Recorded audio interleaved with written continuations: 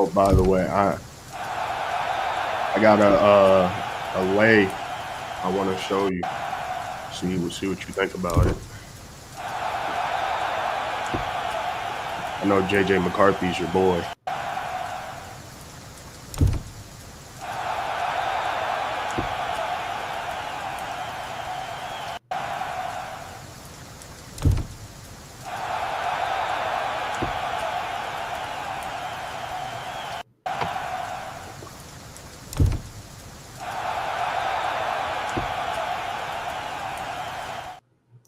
Hey, welcome back to Matter of Fact. Hey, we got for y'all the Sunday night recap. Well, not Sunday night, the entirety of Sunday.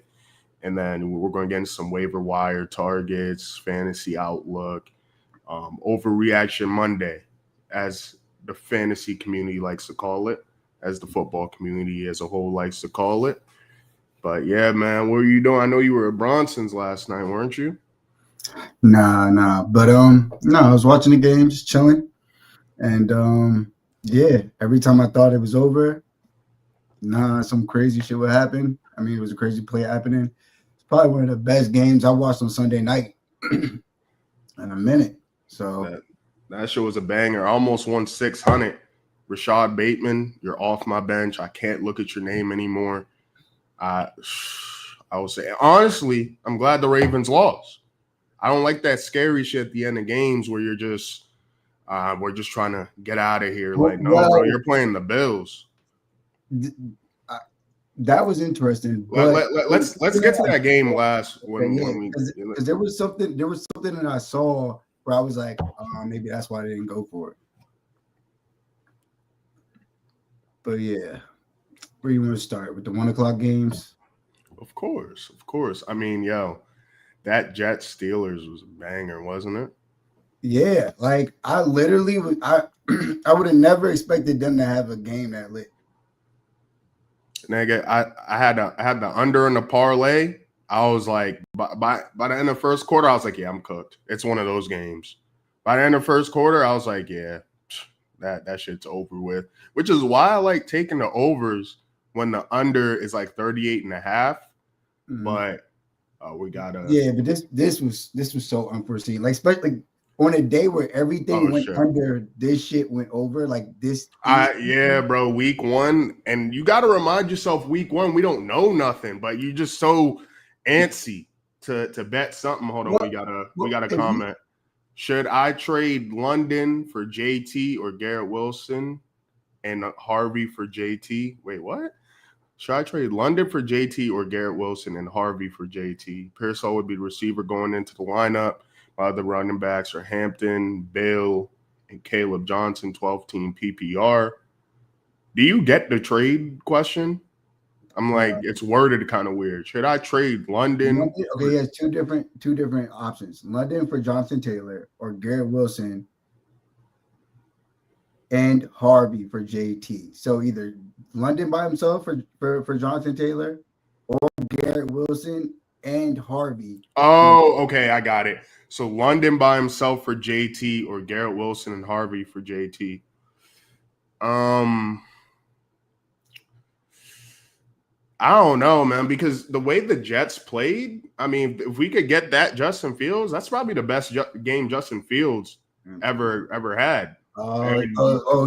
He okay. So right now he's kind of panicking because he got all these rookie running backs. Hampton, he got Bill, he got Caleb Johnson. Caleb Johnson, that's a scary one to have. I said last episode, Amari and Hampton, don't panic. Honestly, if you don't have them and you got somebody in your league panicking, go trade for them. The Chiefs have one of the best run defenses in the league. Yes. He was saying yes to how you were able to break down the trade. Okay. Yeah. So London how do you feel about this?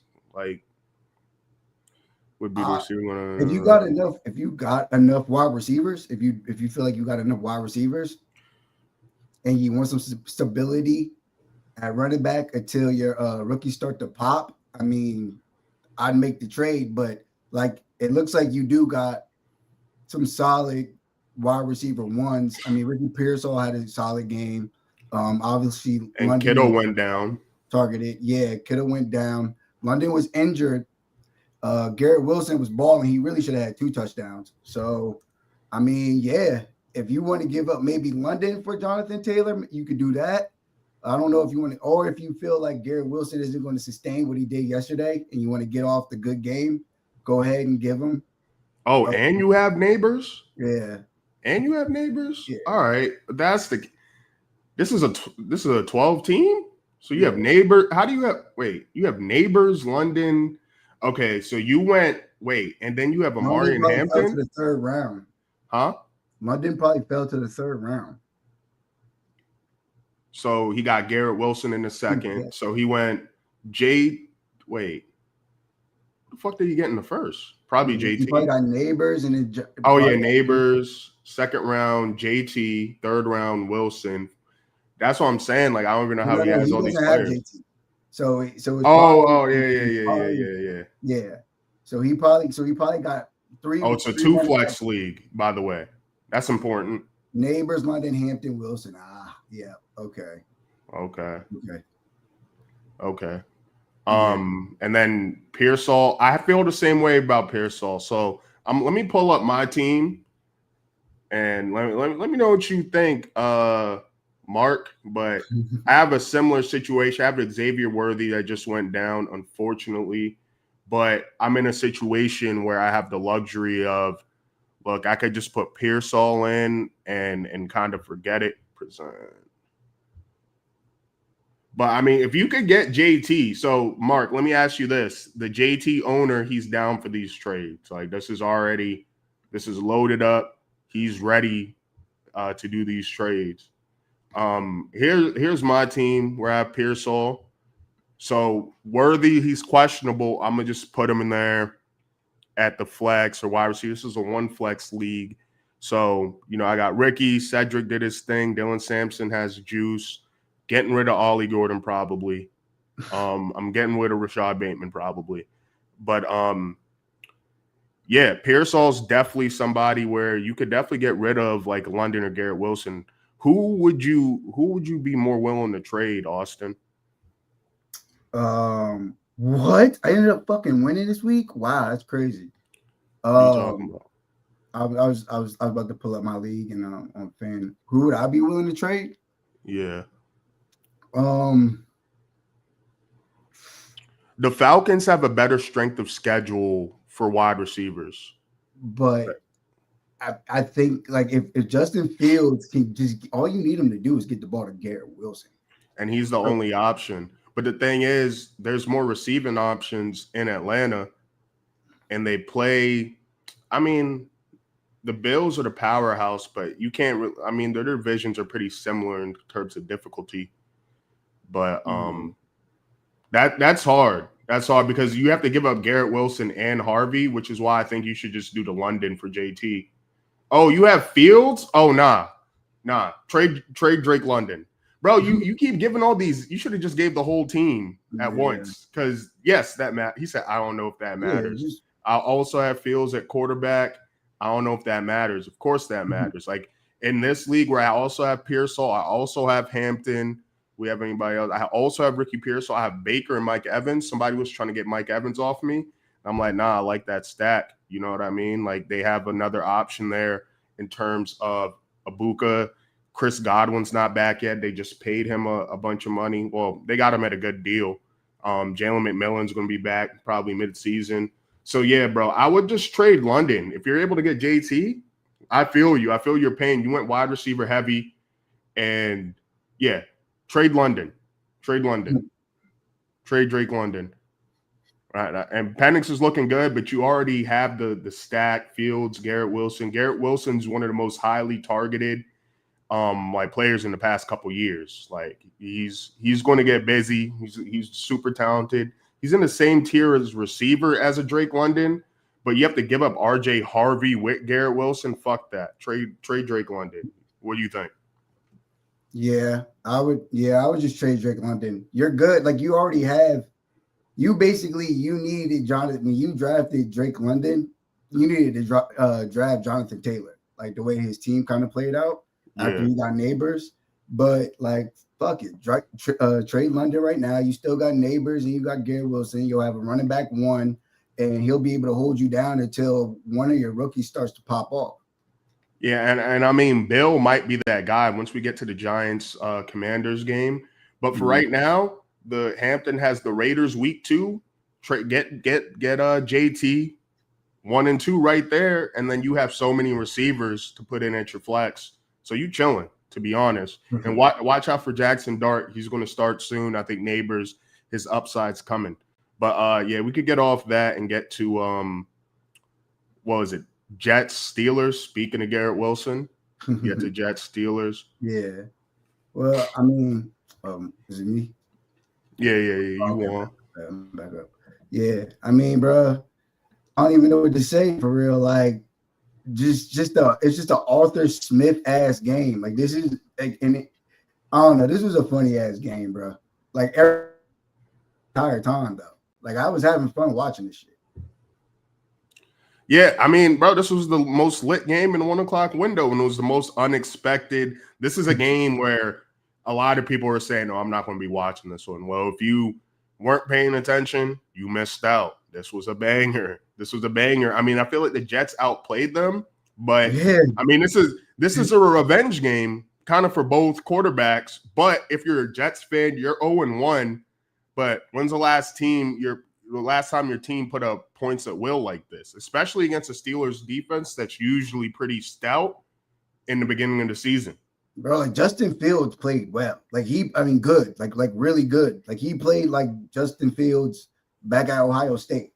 His stat line doesn't do him justice either in terms of the type of throws he was making. Like, he did his thing on the ground, 2 touchdowns on the ground. This is why the last guy from last stream who he had Justin Fields, I know he's sitting pretty right now. He don't really got to worry about quarterback until we see something else from Fields. But right now, especially they're in the division with the Dolphins, who might be the worst team in the league. So you got that to look forward to too, that depleted Miami secondary. So I know Garrett Wilson owners, if you got Justin Fields, that's a good pick. Right now, it doesn't seem like you got to worry about quarterback unless they play like a Denver defense. You might want to stream something. But besides that, man, I feel very happy for Justin Fields because it seems like he found a home. And I think that Aaron Glenn as a head coach, I just think the Jets fans have something to really look forward to for once. I think this is like they're really turning the page. It's like a new Jets team. It's a new feel to it.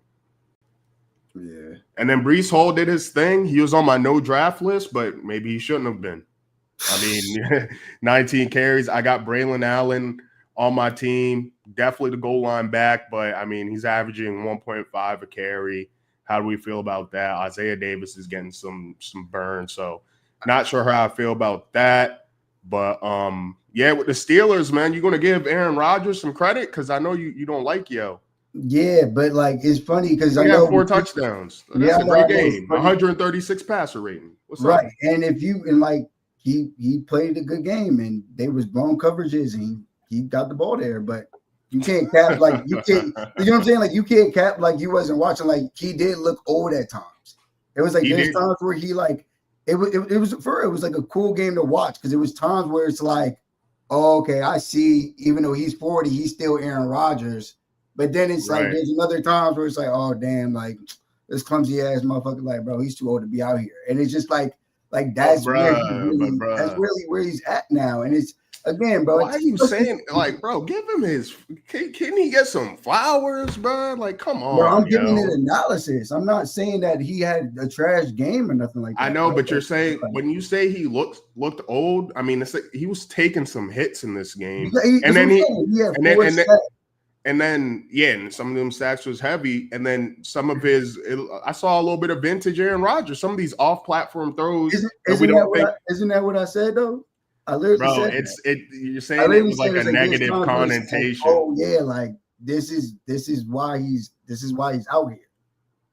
Okay, all right. You know what I mean? This is out here because he can make a throw or a play like that off of 1 foot, and it's like, oh, okay, like he still has that. It's like now I'm not talking about him being old as hell is the reason he's out here. I'm talking about him slinging the ball is the reason why he's out here.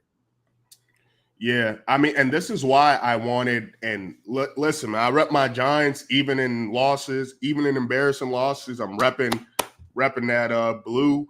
But this is why I wanted Aaron Rodgers over Russell Wilson. I was blown when I got Russell Wilson. He got more money. Ooh, Rodgers. Yeah.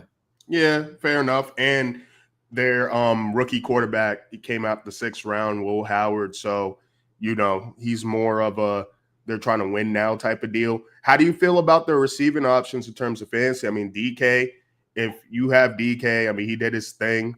What is that PPR? That's about 12 points, I guess. 12.3 points. Yeah. I mean, but Calvin Austin, waiver wire scoop. So probably up there on the waiver wire. In my model, it had their wide receiver too, projected to be like, a wide receiver too, like projected as like probably like a fantasy wide receiver too. Yeah, like I think he was like the 37th player or whatever. But the thing was, I didn't know who it was going to be. I didn't know if it was going to be Roman Wilson or if it's going to be Calvin Austin. So I was like, I mean, all the research and everything that I looked at, like they didn't know either. And so it's like, I don't know if this is how the game just played out, that on those play action boots, Calvin Austin was just open, or if he's actually getting the wide receiver 2 snaps and shit like that. So, I mean, it's something to figure out, but it's going to be a role. I don't think it's anything to figure out. I mean, Calvin Austin, he's shown sparks in the past. We haven't seen shit from Roman Wilson. So I wouldn't mind spending a little bit of FAAB on Calvin Austin, because I mean, the kid's got juice. I mean, I like what I saw, 470 in a tutty. And I'm personally targeting Jonnu Smith, because if you don't know, this is like the 4th team that him and Arthur Smith, he loves this guy. He's going to be involved in this offense along with Pat Freiermuth. You don't know how they're going to do because they come in these heavy tight end sets. But Jonnu Smith, he's going to get active. Sure, he had more catches, but I'm sure he had more targets.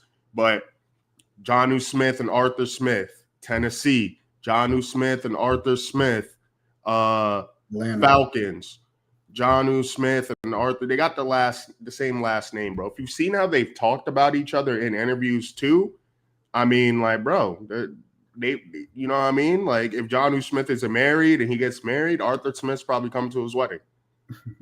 For sure. So Jonnu Smith, somebody I would target. I wouldn't mind taking a stab at Calvin Austin if the Steelers offense could continue rocking like this, because both of these defenses are pretty good on paper. So this is not like a Bengals defense that these guys were playing, Yeah, but I mean, they look like the DBs for the Jets. It was, I don't know, they need to work on that. I'm more of a fan of the front 7, but it is what it is. But yeah, that was a good ass game. We'll know more week 2, but yeah, let's move on to this is where Dom was right. You know what I'm saying? So let me ask you this, because last time you said I asked you if Tyler Shaw was on the Colts, do you think he would have just started over Anthony Richardson, because it's just like the coach maybe doesn't like Anthony Richardson, or he just fits a certain prototype?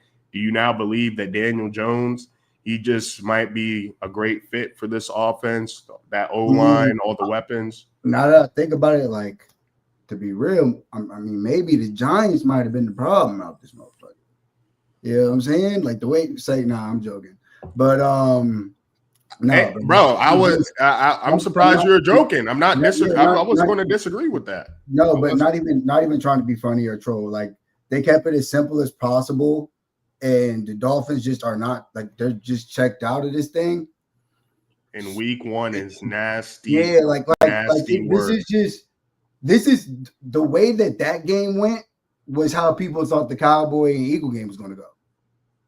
The way that this game went, the way that the Colts and the Dolphins went, like, the Dolphins they had nothing. They weren't even. I mean, Tyreek Hill crashing out before halftime, like.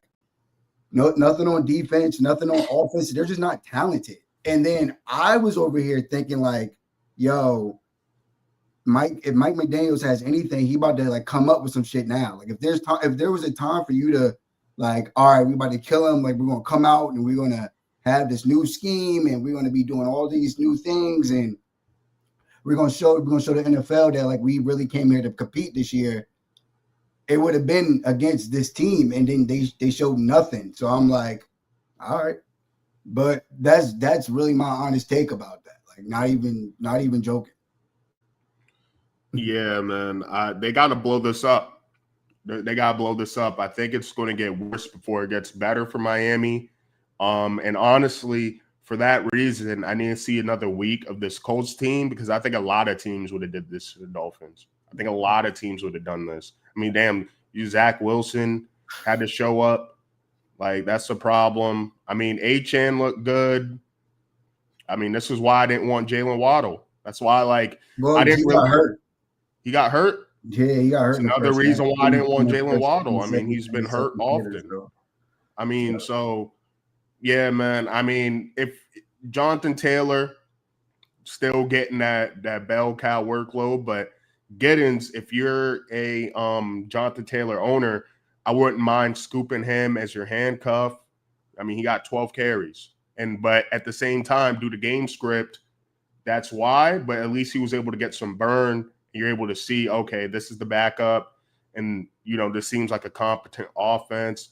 Cool. Michael Pittman did his thing. Tyler Warren had a great outing. I mean, this is the stat line I was kind of expecting from him. Alec Pierce, he had his government-mandated deep shot. So shout out to him. I swear to God, we never going to see this shit for the rest of the year. What, from the Colts? Yeah, like it just looked like everything went right. And it's like I can picture this game script, bro. 8 targets, 6 receptions, 9 targets, like my deep ball, like everything they did just worked, bro. Like this is crazy. Like they really did not compete at all. That's what I'm saying. Like I feel like, all right, cool. The Colts might be all right. They might be challenging the Texans in that division. But the Dolphins just were so lifeless. I don't know how much to take from that. Like, I don't want to overreact. But I also have this. Hold on 1 second. Do I have it up?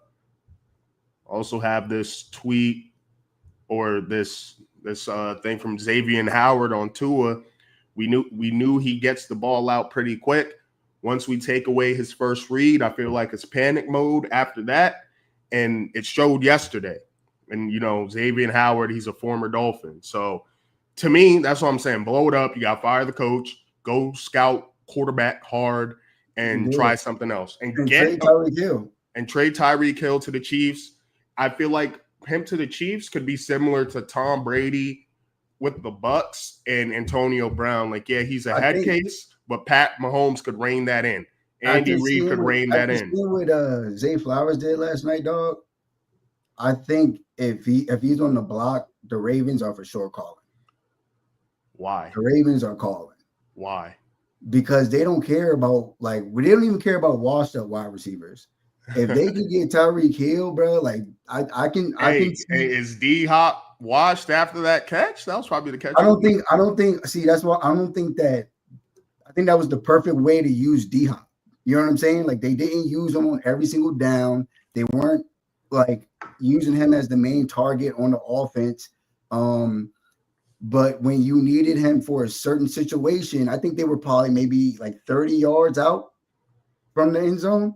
And that's like, instead of having Rashad Bateman be the wide receiver on the other side of that throw, let's have D Hop be the other one on the other on that side of the throw. I don't want to talk about that. I would have $600 if Bateman was on the receiving end of that throw. Right. But it's like, wow, that's the perfect time to use him. Like that was the perfect time. And I just think that Tyreek Hill with the Ravens, even if he's not the Tyreek Hill that we used to know, like he still got a little bit of gas. And if anything happens to Zay Flowers, it's like, all right, bet we're going to just put Tyreek Hill in that role and it's up. Because, I mean, it did look like people, obviously, you know, we know what happened. We'll get to it. But people were saying like, yo, it looks like Zay Flowers was the reason that they lost that game in the AFC Championship. Because remember, he didn't play. So it was like Right. this was the first game he played. Oh, so you're saying Cheetah could be that insurance policy. Insurance, right? Or you just got two of them that you got to deal with. Like, you know what I mean? Like it could be something. So I can see him going there to the Ravens or to the Chiefs. Then if that's the case, it's one of those addition by subtraction to the other team contending in your conference. Hey, somebody make the call. Tyreek Hill, even before the season, seemed over it. He seemed over it now. Mike McDaniel, he's spiraling. Blow it up. I don't even know. Did they draft like a nice young receiver to maybe give some burn to? They didn't have the picks for it. They didn't have the picks for all that, bro. Like that's what I'm saying. They actually don't have the talent over there at all. Like there's nothing over there. There's really nothing over there. Yeah, so I mean, and that's another thing you want to pay attention to in fantasy. You got a team like the Dolphins, and you're trying to decide who should I flex. You flex whoever's playing the Dolphins. He's probably going to have a career game.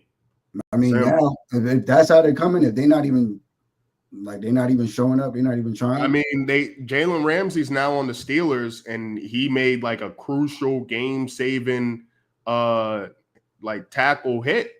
You know what I mean? Like that's this is my man's right here. DJ K-Dub. How we feeling about Olave on fantasy? I feel like you're going to get targets. 13 targets. 13 targets, yeah. And honestly, that O-line is like the one shining thing in that on that team besides Alvin Kamara. But Spencer Rattler the Saints seem like they're going to be feisty. You know what I mean? Like the Cardinals covered, but the Saints seem like they're going to be feisty. Me personally, do you have Olave, DJ K-Dub? Do you have them? Because you're going to get your government mandated Chris Olave's in the medical blue tent. So you just have to deal with that. But besides that, I mean, he's the wide receiver one in a team that's going to be probably clawing back in a lot of games. And that's the upside of having a wide receiver one on that type of team. So I would still have like some sort of insurance policy for him because he is injury riddled. But I mean, he's talented. It's just an unfortunate team that he's on. But they showed more stuff than the Dolphins. Like they're showing they might not be the worst team in the league. It's probably going to be the Dolphins. I can see the Saints sneaking out some wins. Mm-hmm. So yeah, let's get to the next game. Not much else to say on that Dolphins Colts. You got Tyler Warren. You're feeling good. Michael Pittman. Feel like he's on a decent amount of benches. You might want to. I don't know. We'll see. Colt, there's a couple teams that played teams where it's like I don't know what to take from this. Let's put you against a real team and see that. How the day Sunday is pretty consistent. Yeah, I mean, Pittman's been pretty much the wide receiver one. Like Josh Downs shows a lot of promise. I know he was just coming off a slight injury. Do you remember what injury Josh Downs had? Hamstring. That's not good. So that bodes well for Pittman. Hamstring is one of those. It's just one of them agitating things that he might have to deal with for the rest of the year. You know what I mean? That's what got George Kittle out the game, and he was gone for the rest of the game. So Pittman, definitely the wide receiver one. Is he the number one target? I'd say that's a toss-up between him and Tyler Warren right now. But as a wide receiver, for sure. I mean, he's that guy. He's that guy. So do you have Pittman, DJ, or are you looking to trade for him? But, yeah, Bucks-Falcons. This was an interesting game. I mean, Ibuka, as advertised. As advertised, I mean, this is easily probably the best rookie. He's probably going to win offensive rookie. I kind of wanted him to get more targets, though. I was kind of blown that Sterling Shepard was out there in the slot, but I get it. Yeah. But, I mean, bro, like Austin alluded to a couple episodes ago, like he was buried in this Ohio State depth chart. Like, that's what happened. So he primarily played in the slot at Ohio State. But this kid could do it all, man. He could do it all. So, yeah, if you're a Ibuka owner, jackpot, because you probably got him in like the 7th, 8th, 9th round. And yeah, man, like this is crazy. And honestly, this just told me like, yeah, this Bucks team is probably going to win the division again because you got to remember they were without Tristan Wirfs. Yeah, well, I They're mean, without Tristan Wirfs, and they're this is also just kind of how all the games went though, because like again, similar to the Jets game, like the Falcons, I thought the Falcons played better, and they ended up losing. I In the fourth. mean, So bro, it's it's just the kind of like, Falcons. What? so it's just kind of it's like one of those things where, like even though they lost Drake London, like I thought they were in control of the game, the majority of the game, and then next thing you know, they coming back, and then Baker and the Bucks pull it off. So, I mean, I think the Falcons will be feisty. They're definitely gonna be blown that they lost this one, but lucky enough to get to play Tampa again, just gonna have to steal one away. What a legendary pitcher right here. Marvin Harrison, Garrett Wilson, JSN, Olave, and Abuka is on this squad. Like they're wide receiver, they're wide receiver U2, I would say. Definitely with Abuka, how he's looking and how he's going to look in that offense. But because I mean they got Jeremiah Smith too, and Cordell Tate. Both of them are going to be going in the first round. They're trying to make their statement when it comes to LSU. But I think waiver wire wise, Kyle Pitts stands out to me. I think he's on a lot of teams, but if you could go trade for Kyle Pitts to somebody who has maybe multiple tight ends, bro, I am not trading for Kyle Pitts because he had a good game against the Buccaneers. Like the Buccaneers defense is all right. All right, bro. Okay. Well, yeah, listen. For once, I saw Kyle Pitts actually running some good routes. That's what we want to see. And he got targeted a bunch. I think they finally have their franchise quarterback. I think Penix is legit. You gotta remember though, he got targeted after Drake London was injured.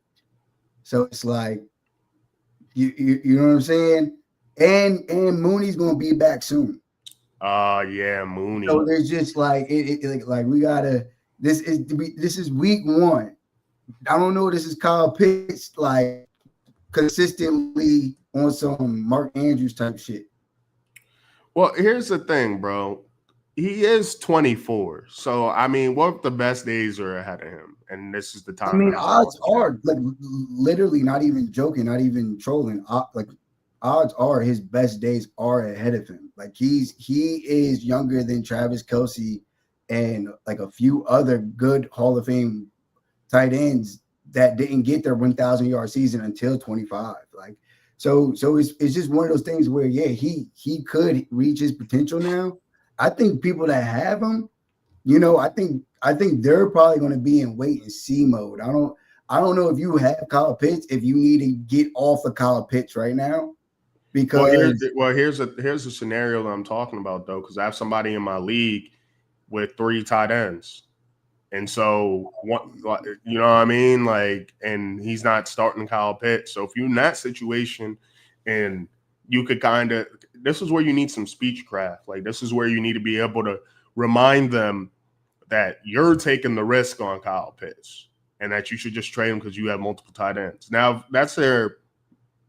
If they have like 2 streaming tight ends and Kyle Pitts is one of them, it'll probably be hard to nab him off this game. But I mean, it wasn't the craziest game. This guy in PPR, this got him like 12 and a half points. So I mean, I guess if you need a tight end and you got, I don't know, right? But like think about it, like if you have Zach Charbonnet right now, you're not trying to trade for Kyle Pitts.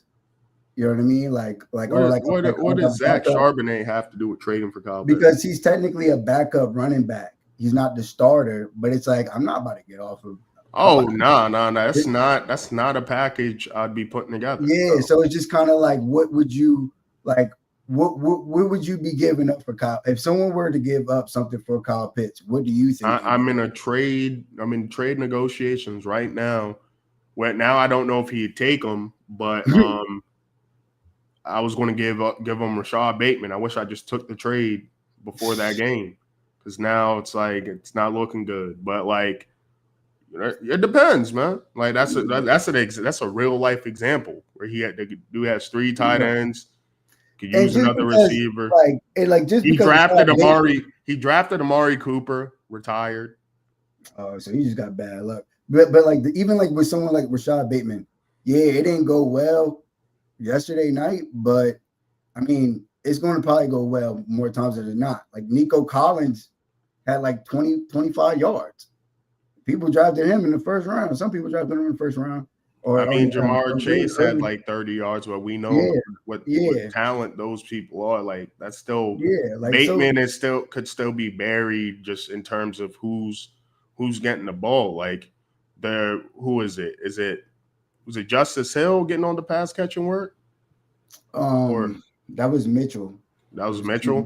Keaton Mitchell. So I mean, like Keaton Mitchell would probably be like, if we're looking at who's like the top targets, he's probably above Bateman on that list. So yeah, but again, I think we're still in wait and see mode because again, we never thought Bateman was ever going to be some 1,000-yard wideout.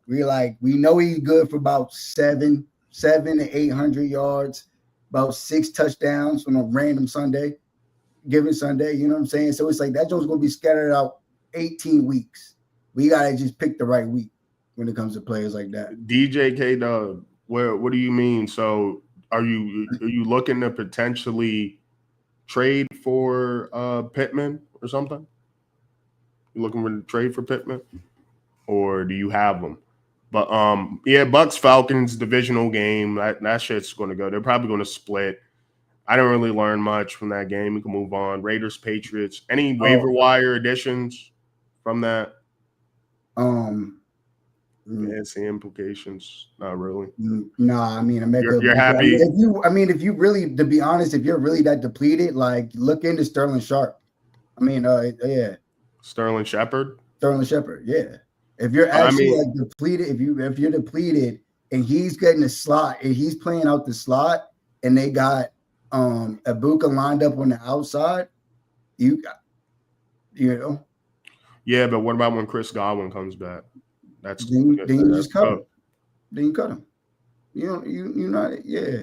I mean, bro, that's not 6 targets. It's the same amount of targets that Ibuka got. You know what I'm saying? So it's like again, like I said, if you're depleted, if you're down, you don't have Marquise Brown and Xavier Worthy got hurt, and you had a few other wide receivers get hurt, you know. Yeah. Somebody got to play. So, and again, he got that slot role. That's an important role in this offense. So until they put Ibuka in that slot role, then we're cooking with grease.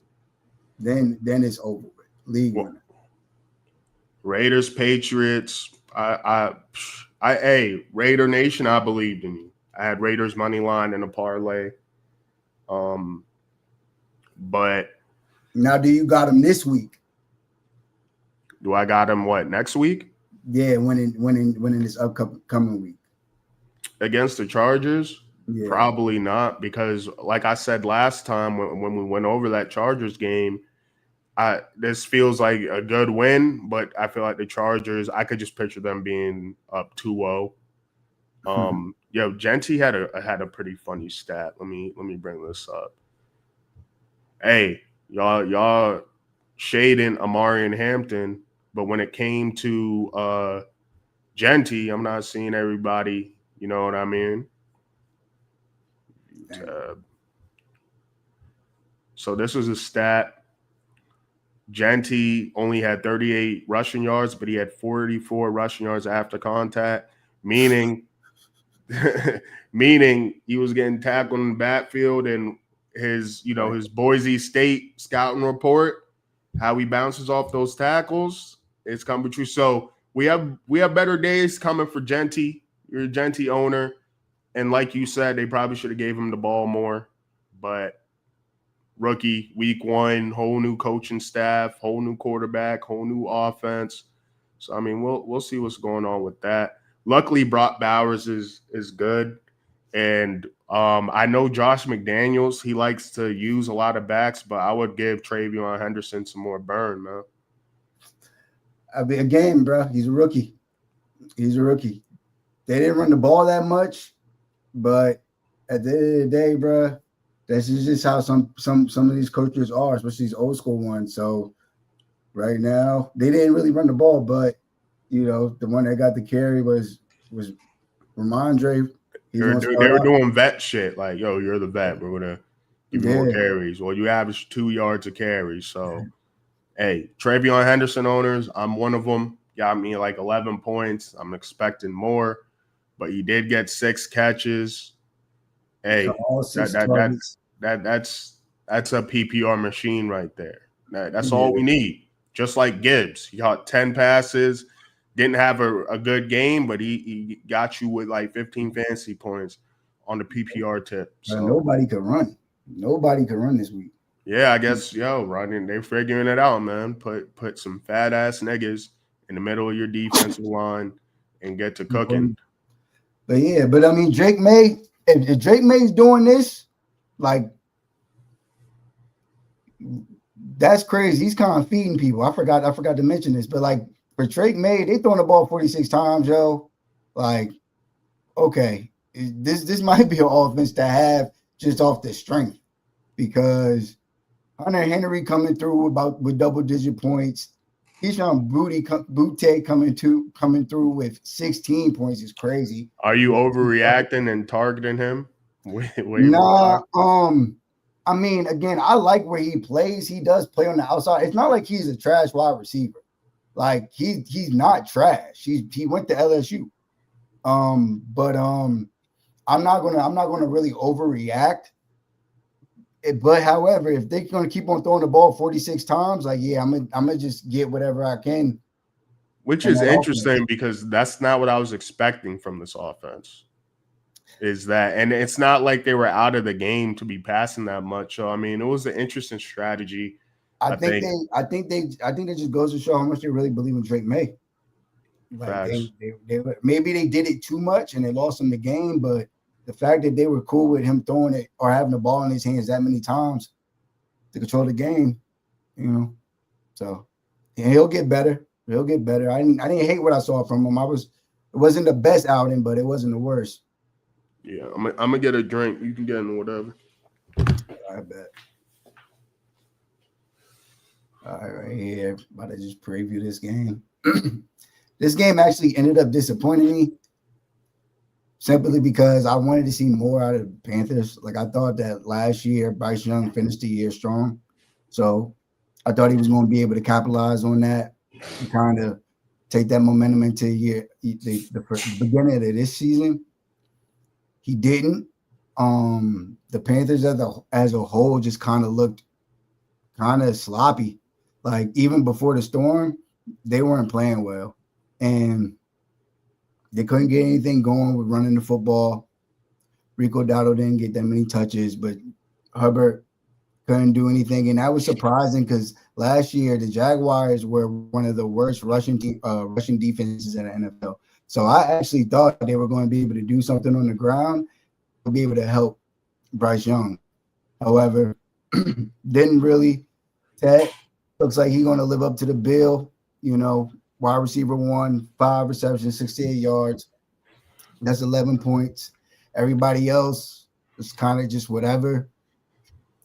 And hopefully they get better with time, but it just kind of sucked to see them not be able to, like, capitalize on what they were doing last year and come into this year looking a little bit cleaner on offense. I mean, their defense also wasn't the best too. Last year they were ranked last in rushing defense with 32, which is why I knew somebody was going to go off for Jacksonville. I just didn't know who.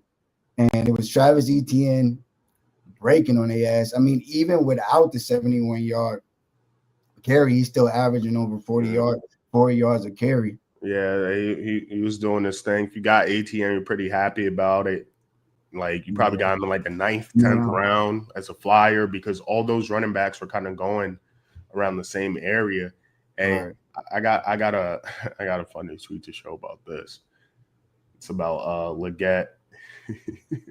Said, ha ha, Xavier Leggett talk funny. Ha ha, everybody love Leggett. He eats squirrel. Ha ha, He fucking sucks at football. We could have drafted Ladd McConkey. Fuck. And hey, he was sharp. He tweeted before the draft, future Carolina Panther Ladd McConkey. So he's, I mean, that hurts when you really like a player and then you draft somebody else. But I mean, they weren't the only ones. And that shit happens more often than the Jalen Reagor, Justin Jefferson thing. That one was just a more publicized first rounder one.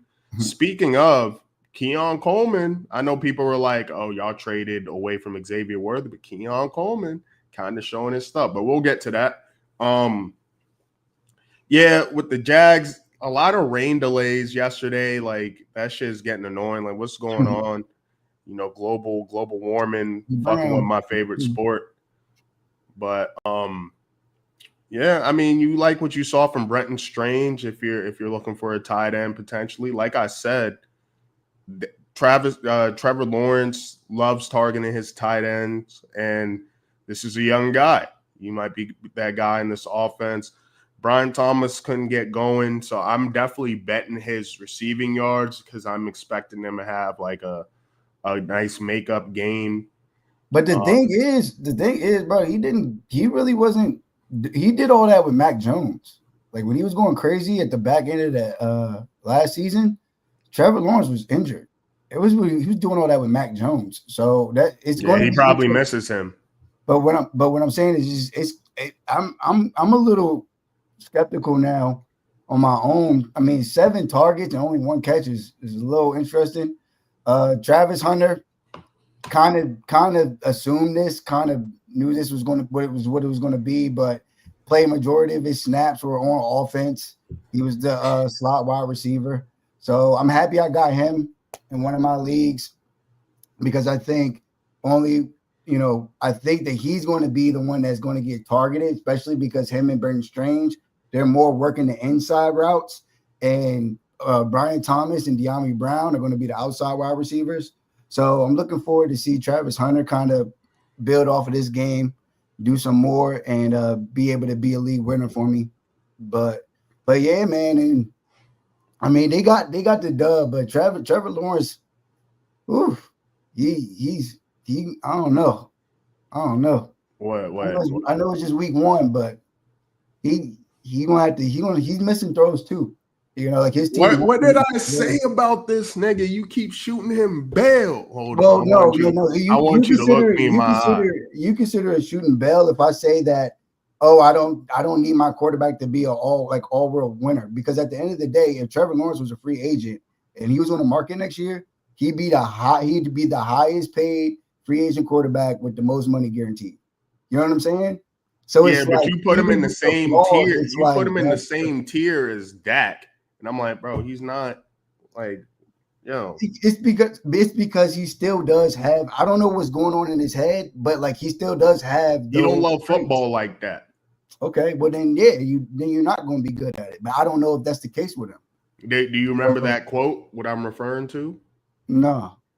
I'm gonna bring it up here in a second, but we could go back. Yeah, bro, I don't believe in this nigga, man. I mean, that Panthers defense is putrid. It's probably like a bottom 3 defense.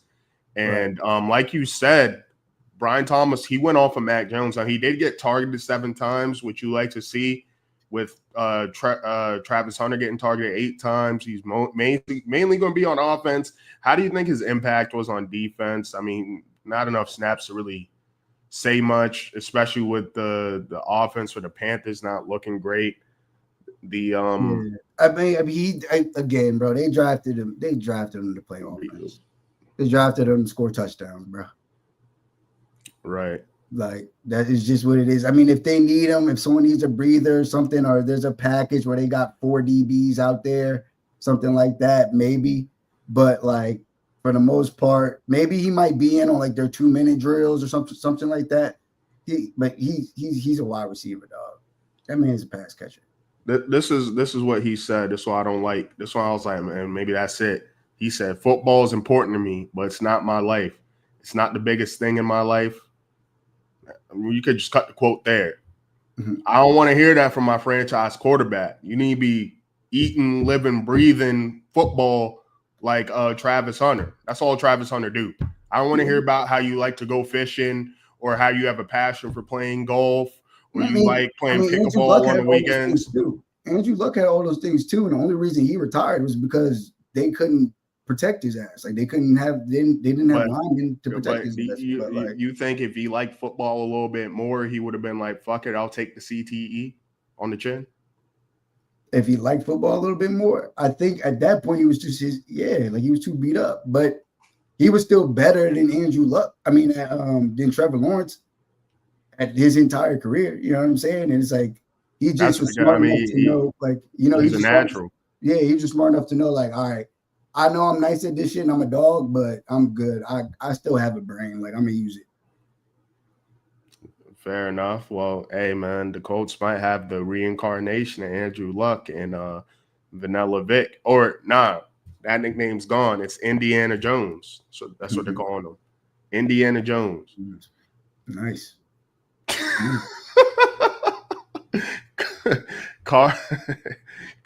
Cardinals Saints. Hey man, the Saints had a chance at this one, man. You know, a little feisty win, but Kyler Murray just doing Kyler Murray like things. I mean, here's the thing. The reason why I'm so off Russell Wilson, if you're a short quarterback and you have trouble seeing over your offensive line, because we were just talking about how Joe Alt is like 6'10", like, you know what I mean? These offensive linemen be tall as hell. You need to be able to work outside the pocket and do some of the stuff Kyle Murray is able to do to extend these plays. And, man, I'm a big fan of Kyle Murray. I think he gets unnecessary slander. We have to remember this kid got drafted to the MLB. He's a generational athlete. He be bugging. He does, like, he's good. He's talented. But, again, you just don't know what Kyler Murray you're getting any given Sunday. Yeah. So this was one of those week ones. All right, this was cool. You barely beat the Saints, but let's see it against a real contending team, or even one of your divisional opponents, because I think this is going to be a tight division again. Because I liked what I saw from Sam Darnold, and we got from that. We'll get to that game, but it seems like he's having a better connection with Marvin Harrison. That's good. Trey McBride out there. I mean, it's one of them games, like, what are you supposed to take away from it? But do you think Trey Benson is going to work into some of James Conner's time? I mean, he has some juice out there, man. So they always said that he was like James Conner even was out there saying that he was. It's just funny because he broke on this 52-yard run, and the way that he broke on the 52-yard run was how he would break when he was in when he's at Florida State. Basically, all he did was get the ball, run to the outside. I think he broke like a tackle, and he just broke up the sideline. But his problem is I don't know if he's good in between tackles. So, like, it looks good on paper, and that was a beautiful run, but I think he's still going to have to do more in between tackles. I mean, I don't know. It feels like the line wasn't really blocking that well, or, Saints D-line was controlling the line of scrimmage. But I definitely think, eventually James Conner's going to have to pass the baton on, and Trey Benson is next in line. Like, he's good. He's a capable back. So it's only a matter of time. I got him in one of my leagues. Same. And I'm happy to have him buried on the bench until, he's the one getting the 12 carries and James Conner's getting the 8, if that does happen.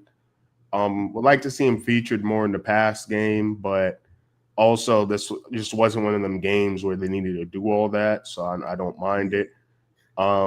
It's still, like, it's weird because it's like, basically, this is week 1 is basically still kind of preseason. I mean, they eliminated one of the preseason games. Yeah, so, like, this is preseason for week. You 4 youngsters out there used to be 4 preseason games. Yeah, like, back in my day. Yeah, it's just one of those things where it's hard. Like some things, obviously, people are going to overreact. Their team, they're going to overreact, but at the same time, it's like, right now, just be cool. It's going to be okay. It's not going to be okay for my Giants until they bench this fuck nigga. Like I said, I don't know if it's all on him. Here's my thing, man. And I see a lot of Giants fans, they're saying, oh, we don't want to put Jackson Dart behind this offensive line. Wait until Andrew Thomas comes back. all right, fair. I feel you on the Andrew Thomas part, but I think competent or above average quarterback play elevates the offensive line. I just don't. Russell Wilson, I don't know why we got him, yo. Trade him to the Patriots and let's get DeVito back, and it could just be Dart, Winston, DeVito. Simple. I'm tired of this nigga. Like, I get it. It's just from what I saw from him, I just didn't like what I saw from him, bro. And yes, there's a lot of drops. I understand niggas was dropping the ball. The O-line wasn't good. You know, we have to wait until week 2 to see if maybe this Washington D-line's legit or it's just our O-line is putrid. But I feel like Jackson Dart, he gives you some juice because like I was saying with like Kyler Murray, Russell Wilson was at his best when he still had that athleticism and he was able to improvise out the pocket. Can't do that no more. I mean, a couple times he got loose. Russell Wilson was at his best when he had a running game. Russell Wilson was at his best is when they were a run-heavy football team. And again, you might be right that a O-line, a quarterback, a good quarterback can uplift O-line play, but I know what a good quarterback can't do. It can't do anything if the whole defense knows y'all are throwing on every single play now because y'all are already down 2 scores. Well, I'm also mad at Daboll's play calling because he was just it just looked offense looked very vanilla. I had 2 drops. Yeah, I mean, I just think they should have passed it early, even if they knew. Just it's the play design I'm not liking from Daboll, or if you want to put on Mike Kafka. If it's Mike Kafka, take the play calling duties away from him once again. But still, I feel like I saw a lot of plays from Jaden Daniels like this. I saw a lot of plays from Josh Allen. And I'm not saying Jackson Dart's going to be any of those guys.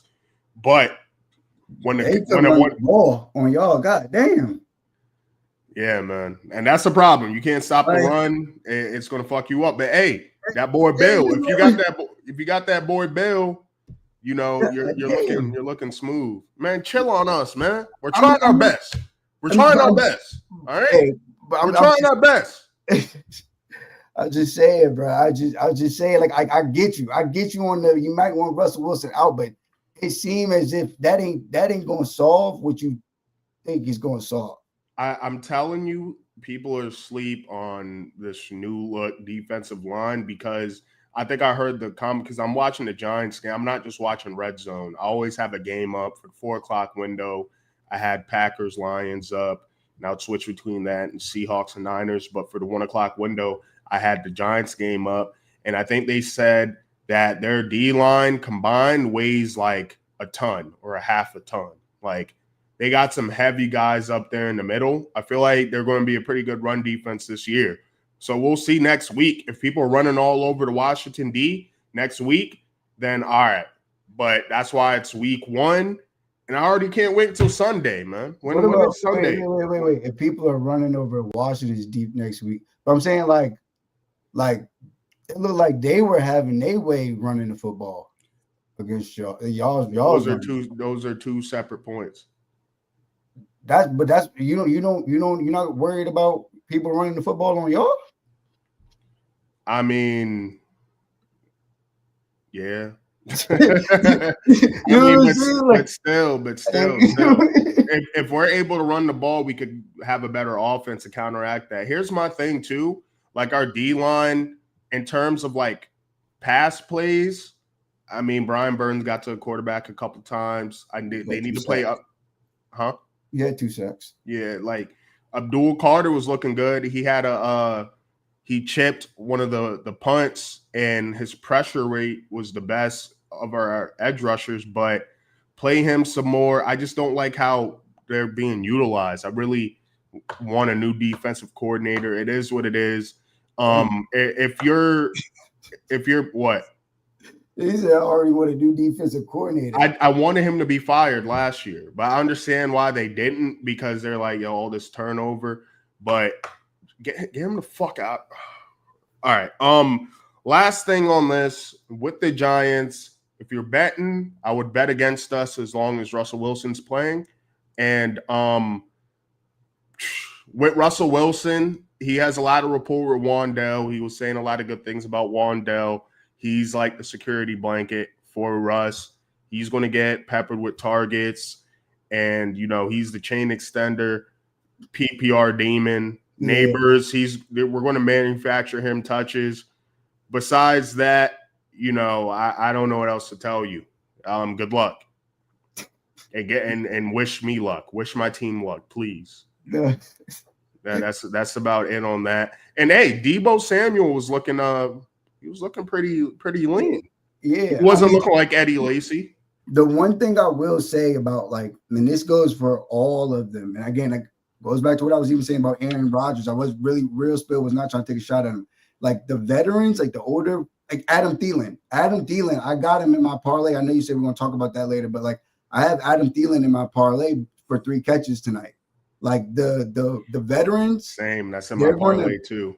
They're fresher at the beginning of the year. Like Zach Ertz scored yesterday. You know what I mean? Like there's just some. That's just something I've always considered and always think about. Like at the beginning, that's when you can really, really play your veteran guys, or like your older guys. Again, like D-Hop, I don't think that I'm not trying to call him washed, but he's still got that in him, and he's fresh right now. Leave Nuke alone, bro. All right, yeah. I want to still believe that's the old Nuke, man. I love me some D-Hop, man. But I'm saying if they use him like that, that's the perfect way to use him. If they just use him as like a big body, third down possession, red zone target. I mean, if he still has hands like that, yeah, perfect. And because he's not even about I think about it, and it's funny because I don't know if you remember, but before they ran that play with D-Hop, they ran it with Bateman. And the ball was overthrown or whatever, but it was basically the same exact route. It was the same play, everything. Basically, what happened, though, was when it was D-Hop was able to track the ball in a way where the DB was on his back, and he wasn't even concerned about his other hand. He knew he was going to catch it with one hand.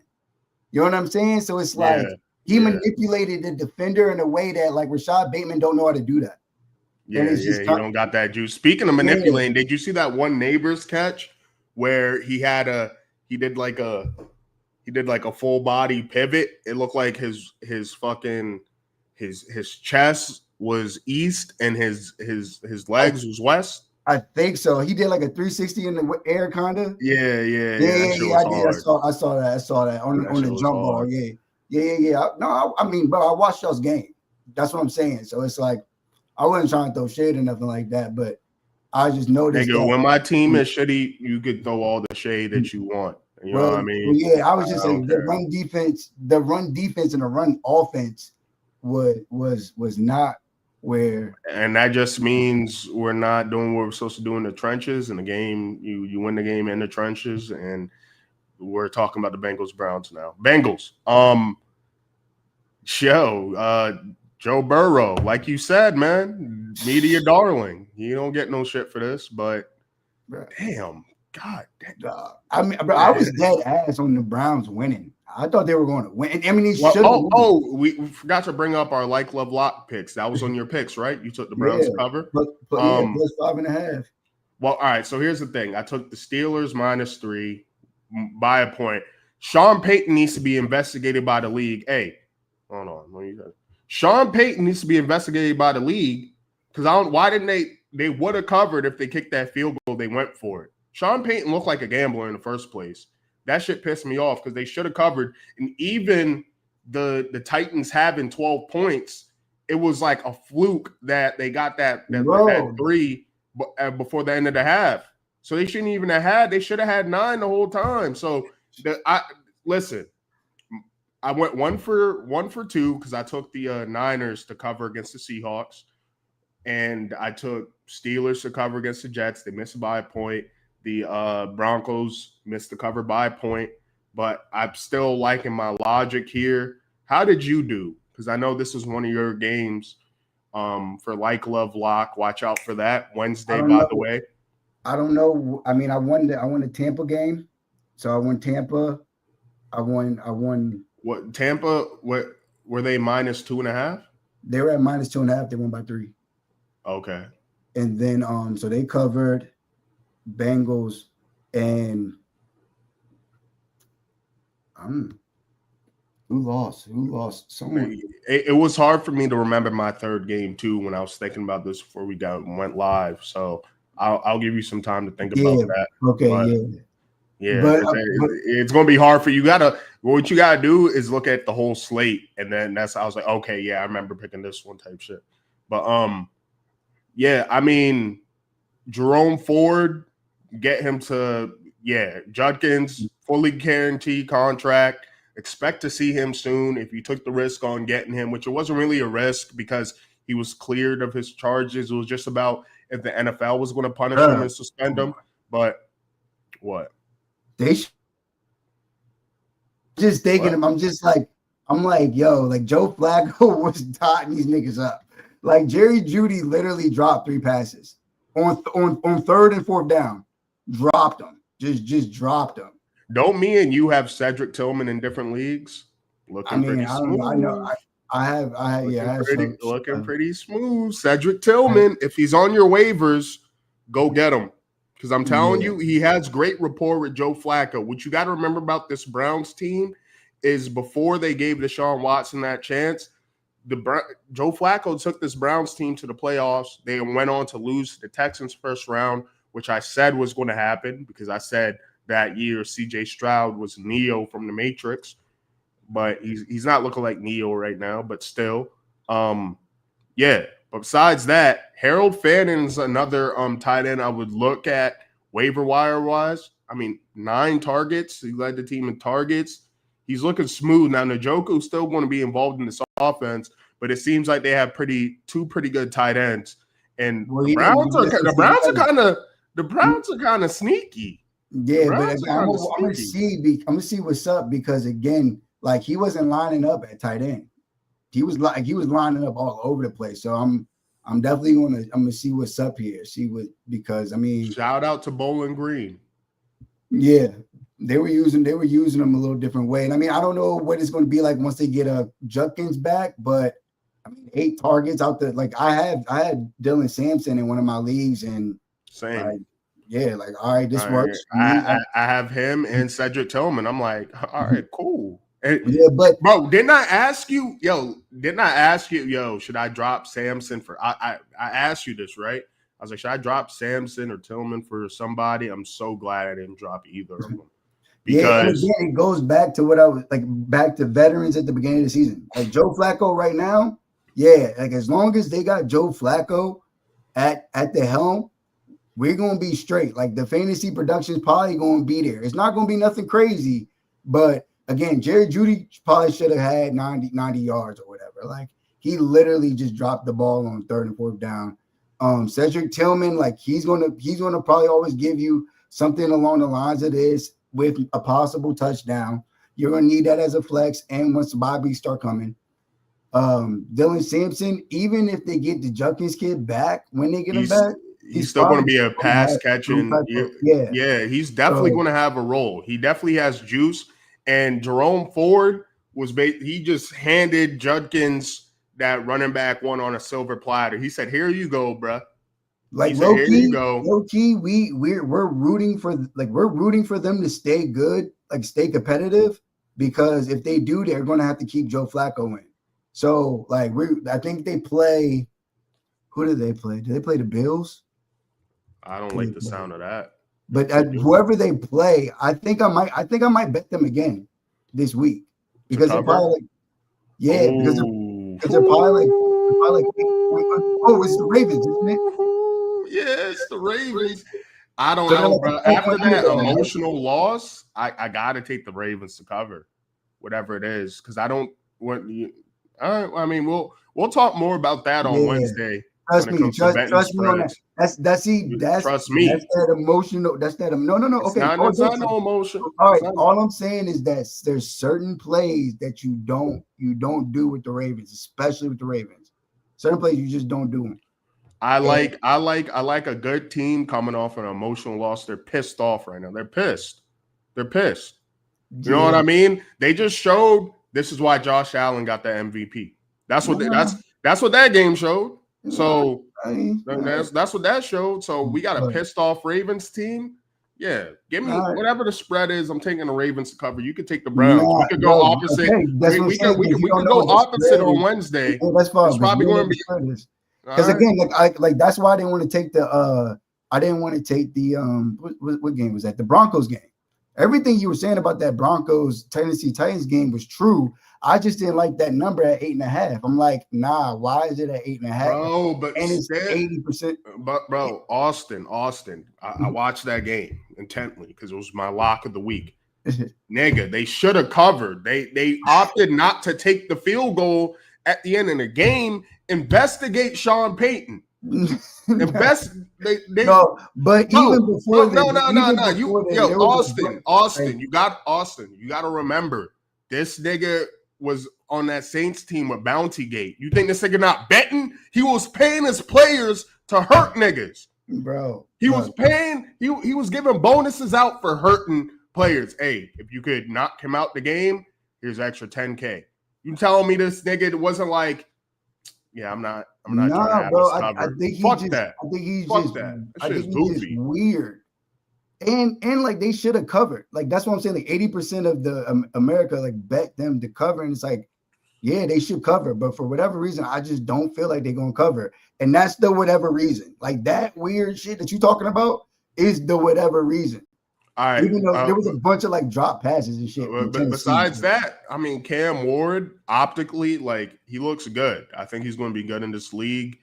And if you're a Calvin Ridley owner, don't panic. That's a top 3 defense they played. Don't trade him. Don't trade him. This is the trick. If someone comes to you trying to trade for Ridley this week, don't do it. Don't do it. Yeah. I mean, shit, I kind of almost want to make like a trade target type video, but hey, Cam Ward is looking good. I think this Titans team, I think they're good for like a good 6 games, sneaky 6 games, some sneaky upsets. Definitely add them to some dog parlays after that performance because I thought it was going to be a more comfortable cover for Denver. But Niners, Seahawks, this was my only pick out of the 3 that I got right, even though the other 2 was off by 1 point. So don't fade me. Niners, yeah, man, Christian McCaffrey looks back in form.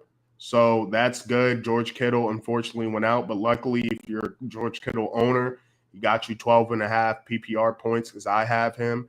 And it's going to be interesting to see what this offense looks like without him. Juwan Jennings, he's probably a little bit rusty from his holdout. Speaking of Juwan Jennings, you see how he was holding out for bread and all they gave him was $3 million for certain incentives. That was an L. That was an L for you, my boy. And now you're coming out here rusty, and now you know what I mean. Well, I mean, he got $3 million. $3 million richer than I am. I mean, but it's for incentives. So, like, if he doesn't hit those incentives, he still gotta do shit. So, nigga, you got contingent money. Nigga, that shit's not guaranteed. But Ricky Pearsall, if you got him, love to have him. Xavier Worthy went down for me, so I'll definitely probably be starting Ricky Pearsall this week. Brock Purdy, that stat line doesn't do him justice. I like a lot of what I saw from him, to be honest, because this is a tough Seattle defense. Mike McDonald, he's a defensive guru. Remember, he was a defensive coordinator for the Ravens. His nickname was Boy Genius. They bring in Kubiak. Sam Darnold, he was you know what I mean? But, that's why I didn't want Kenneth Walker. I would have preferred to draft Zach Charbonnet later in the draft. I just never got the chance to. But the price for Kenneth Walker wasn't fucking with it. I wouldn't be surprised if Charbonnet took like a 65-35 split off him, to be honest. What do you think about that? I mean, it's something to watch. I think that, honestly, San Francisco, they did a good job. They just did a good job stopping the run, even with both of them. So I think this is more one of those games where they were kind of keying in on Kenneth Walker. They were starting. I mean, they were shutting down the toss. I think he had 2 out of these two carries, they were for like the 2 carries were for 8 and 7 yards. And it's like, so everything else, you wasn't getting nothing. So I think San Francisco just did a really, really good job stopping the run. And then I think that it was like, all right, well, Zach Charbonnet has the high hand. And it was just one drive really where he was the one that was the one running the ball where he scored. But also that they both kind of were getting contained. It is going to be interesting because Zach did get more of the snap share, but Kenneth Walker got the target share. Like Kenneth Walker was the one with the target, even though Zach Charbonnet was the one that had 2 more carries and was on the field for more snaps.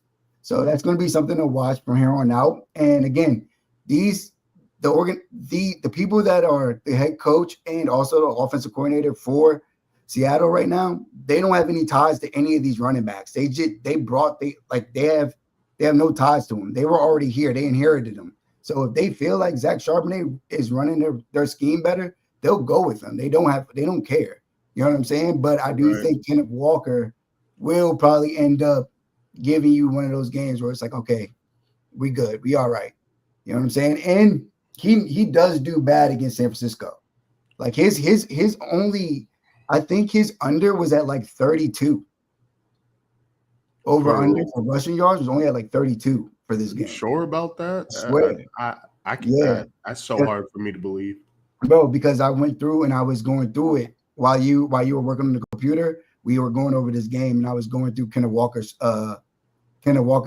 prop, and I was kind of surprised at how much he at where it was at and how many times he like couldn't cover that when he plays. Could you go to San Fran real quick? I want to see their defense, how they did. Scroll down. Defense. Where is? Did he not play, or is he on a different team? And I'm tripping. Who drafted Talik Williams? Talik Williams. He played for the Talik Williams plays for Detroit. Oh, I'm tripping. I thought that's who they got. Who the Niners get in the first round? Oh, okay. Yeah. That's why I'm mixing up. I was just trying to figure out why, the defense is looking so sturdy. You know what I mean? Yeah, nah, bro. I think they just, again, these are 2 division rival games. Like they need this game. Like you said, Seahawks, bro, the defense they were playing was crazy. Like they were snagging shit. Yeah. I mean, if you got Seattle defense, listen, you got a good defense on your hands. These division games, that's why like this week 1 with all these division games, it's hard to take away a lot because these division games are always going to be close and tight. And this game was like much. I mean, I guess it still looks like it was a tight game, but Seahawks had a chance to kind of come down and maybe do something, and Sam Darnold got hit by his own lineman and fumbled the football. So it's like, oh, we got Jet Sam Darnold back. That's what's up. But yeah, both these teams don't care about winning through defense. And like you said, Ricky Pearsall, he did his thing. What do you think is a good George Kittle like supplement? With the hamstring might be recurring. Damn, we gotta blow through these last ones. Well, we already talked about this, John, real quick. Titans, Broncos. Yeah, we've been talking about this one. Not much to see here. Cam Ward, lots of upside. Calvin Ridley, if you have a little skeptical Calvin Ridley owner who might be thinking, damn, why did I draft this Titans offensive player? Try to get him. The numbers don't look good for Cam Ward, but once again, I mean, what a tough week 1 matchup for a rookie quarterback, just in general. So, and Mile High, by the way, that's a real home field advantage. So, yeah, I mean, not much to take away from that. Besides that, I mean, on the Broncos side of things. I take it back. I think Titans defense is better than anybody thought. Like probably better. That too. But like Bo Nix. Shout out to Devondre Sweat. Nah, seriously, he went crazy. Yeah. But Cortland Sutton came through for you. I mean, I don't know. But good bow, Wait, bad bow. So scroll down a little bit. Damn, okay, RJ Harvey. I need to give him a rock a little bit more. If you're a RJ Harvey owner, that was a good game for you to watch. You saw the flashes, and thoughts on potentially scooping up like Troy Franklin, because I doubt he's on like any teams. You got to remember, Bo Nix and Troy Franklin both played at Oregon together. So, I mean, that's his guy. They already have that built-in chemistry. I don't think he got 6 targets. Yeah, I think it's just like the way that they want to run their offense. Like I think like Courtland Sutton, great bet, like good bet. Always gonna come through, probably gonna come through double digits. Definitely came through today with the touchdown. Troy Franklin, I mean, again, if you just have all your wide receivers wiped out and you need bodies, like go ahead and take them. But at the end of the day, like the wide receiver 2 for the Denver Broncos offense rarely putting up wide receiver 1 numbers. And then when they took the kill shot, they took it with Marvin Mims. They didn't even take it with Troy Franklin. You know what I'm saying? So it's like we still don't kind of know who's going to have that wide receiver 2 spot for them. They're kind of interchanging all the other guys, but the one thing that's for certain is Courtland Sutton. Like he's gonna always be there. I'm glad to have him in one of my leagues. Was a smash pick for me, but I just saw a lot of people drafting Marvin Mims, man. So I'm like, hey, look, if people drafted Marvin Mims, I wouldn't, if I need it, I don't really need it. I mean, I'm getting rid of Bateman for sure. I'm sure Bateman will have better weeks, but that nigga lost me $600, so I can't look at him. Lions Packers. Damn. Dominant performance by the Packers. It seems like the Lions are missing their 2 coordinators. I mean, what? Gibbs had 10 catches for like 40 yards or some bullshit like that. Yeah. Ridiculous. Ridiculous. He's out there looking like Wan'Dale Robinson.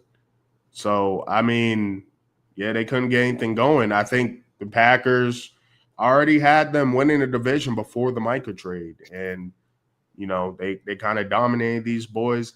Now, Dan Campbell did say after the game they're going to get Isaac Tesla more involved. But, they got to figure out this offense. And like I said, this might be one of the pitfalls of hiring internally. You hired internally instead of getting a guy, a solid guy like what Baltimore does. John Harbaugh for the Ravens, he always had his coordinators are always getting plucked from him. And, he tends to replace some pretty good, talented, up-and-coming coordinators. Now, Mike McDonald went from the Ravens DC to the Seattle head coach, and they're happy to have him, boy genius over there. I don't know about this. And you know what I mean? If the offense is looking shaky like this, moving forward, I mean, they might have to find somebody. I think, again, this is just one of those situations where, Packers versus Lions, Packers are at home, and they might have a number now. They blitz like crazy, and they got it coming at you in waves. So it was an interesting game. Like it's preseason for Detroit too, and their offensive coordinator. This was the first time of him calling a full game for real, not in preseason, like actually with all of his guys. So, I think it's just going to take a little bit of time to get used to for the quarterback, Jared Goff, and for the offensive coordinator to get on the same page, and they'll get it working, but again, you got 2 of the better running backs in the NFL averaging only 2 yards per carry. It ain't going to go well. And it's definitely not going to go well once it gets to the point where this team knows that your ass has to pass. Because now you just getting these cats. Yeah, I mean, pairing Rashawn Gary with Micah Parsons, I mean, that's just a deadly duo right there. Yeah. I mean, that's up there for it's probably like a top 3. Yeah, so I mean, that's tough. So it's like, and they can like at that point they can just send them in waves. Like I said, like you know what I mean. When we know you're not going to run, oh, okay, bet. Well, let's go. You get a pass rush. You get a pass rush. You get a pass rush. So I think, and then once it gets to that point, that's when Jared Goff ain't really that guy. Jared Goff is a dog where he has the balance, the run pass balance. But when it's I'm throwing the ball 39 times, Jared Goff, he's not that Superman character, and he's kind of a last of a dying breed of pocket only. Yeah, he's a statue. He's going to be in the pocket. He had one carry for a -1 yard, and I'm sure he wasn't even trying to run the ball. So, and it's the Lions O-line has been touted as the best O-line in the league for some time, and right now it's not looking like that. But this is also another division game. They lost two key pieces to it. Yeah, I mean Frank Ragnow and Kevin Zeitler. Where did Kevin Zeitler go? He retired to the Broncos. I think he retired, didn't he? Nah, Kevin Zeitler. Oh, was it Frank Ragnow that? Yeah, Frank Ragnow retired. I think. I think Zeitler is on the. He's either on the Titans or the Broncos. I think he is on the Titans. So yeah, and which is why, I kind of believe in the trenches over there in Tennessee, and when I think they're going to be good to be a dog, but I do think they have another tough week 2 matchup. To get to the Texans Rams, this was my favorite over under of the week. I had the under in this game. It was just the perfect storm for an under. You have a depleted Texans O-line playing a very underrated Rams D-line, and then on top of that, you have one of the best defenses in the league with the Texans. I think they're a top 3 defense. They showed that. And, Matt Stafford, being Matt Stafford, he was able to get it done here. Nick Chubb looked all right, though. It seems like he's going to be their bell cow. And I always felt like he was going to be motivated to show that, hey, I still had it. This ain't I still got it, Nick Chubb, my boy. What, 4.5 yards a carry? That ain't bad. Nick Chubb used to be but this is Rams defense. I'm telling you that D line is something serious. So you think that in the beginning of the season he's gonna eclipse over 100 yards? Depending on, I think it's possible, but I don't know. Behind this O-line, I'm not sure. Yeah, but I think he's serviceable right now until we figure out what's happening with Joe Mixon. I don't think he'll be back, but Kyron getting that bell cow. There was some talks about Sean McVay liking the idea of mixing it up. Puka being Puka, blood and eye, real warrior, real Spartan. Puka Nacua, doing his thing. So, I mean, I think they have a solid little roster here with LA. But, yeah, man, like I said, that D-line, that defense, very underrated. And you have Sean McVay calling the offense. You got Devontae Adams, you got Puka, you got Kyron Williams. I think they're going to win a good amount of games. Going to be in the mix to win that division. If you saw the way that Matthew Stafford was playing, bro, they're not. It's bro. I keep trying to tell you, bro. This is a defensive game. Like both of these offenses are going to have better days, but they're. I don't think that the Rams are. Yeah, I don't see. I mean, I think this was a horrible game. Like, I didn't think the Texans looked good. Obviously, Nico only having 25 yards, and I didn't think that the Rams looked that good either. You got to remember, last playoffs, the Texans made Justin Herbert look like fucking Ryan Leaf. I mean, they almost beat the Chiefs. I remember. Yeah, but so this defense is crazy, bro. So I can't take, how you've been saying, like, it's week 1. What are we supposed to take from it? But, like, how much are we supposed to take from – like I said, I think the top 3 defenses in the league is the Broncos, the Texans, and the Ravens. And I know they let up 40, but it's Josh Allen. He's Superman. All right. Yeah. And if you're a Nico Collins owner, there's going to be better days. Like I said, man, that's going to be a defensive game. You couldn't expect too much from it.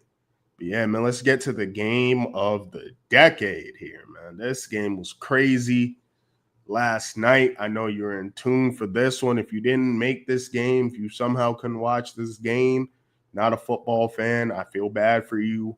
All different types of shit. It seems like they got the kicker situation down. Tyler Loop looking automatic. Shout out to him if you do have him in fantasy.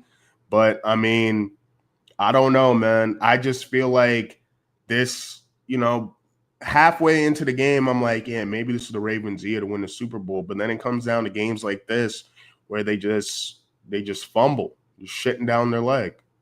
Yeah, but again, if you were watching this game and you felt like, oh yeah, this is the year to win the Super Bowl, like I'm definitely punching the ticket now. Because if you would have tried to bet that as you were feeling that way, the odds was probably going to be at like plus 400 or something like that. Now that they lost this game and not everybody's betting on them, you're getting a better number. And again, like, yo, what they usually do to teams in a regular season is smash them like that. Like before it got all weird and whatever, you know what I'm saying? Like they were in control to the point where like in Buffalo, I never heard Buffalo be that quiet, like how they were after that second touchdown in the third quarter. Or wasn't the third? Yeah, it had to be the third quarter. And it was to make it like 40, to make it 40. So I guess it was the touchdown in the fourth quarter to make it 40 to 24, whatever. I was just like this team, yeah, they're dominant. Like Derrick Henry, okay, they feeding him. Lamar running the ball, throwing it. Like I told you about how Zay Flowers was getting down. It was at some point like, yo, people were really thinking, damn, okay, so Zay Flowers was that piece that they needed in that playoff game. And then it all went to shit for them.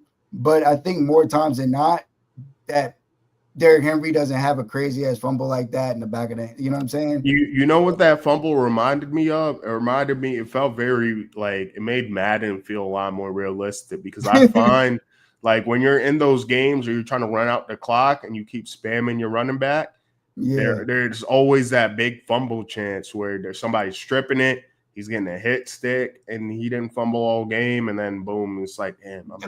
Probably having one of the best, like one, you know what I mean? Probably a top 5 game. I mean, I know Derrick Henry's run for crazy ass yards on like the Jaguars and shit, but like to be doing that to the Bills, like it's probably up there. You know what I mean? Like I know he did it last year too, but it's like he's killing these motherfuckers on the ground. Like 238 yards rushing.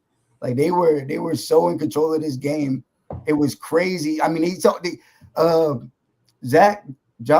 said that people were leaving the stadium. He was like, yeah, our fans were leaving the stadium. The announcer said that, which is hey, Bills Mafia. We might have to take that name away from you. A mafia is not just leaving subordinates or, whatever, just to die like that. That's fucked up, man.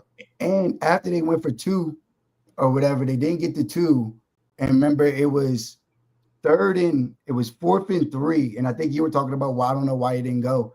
I was like, yo, why aren't you going to? I'm like, all right, because worst case scenario, if you go for it and you don't get it, then they get the ball back quicker. You know what I mean? They're closer quicker because now you're working against the clock.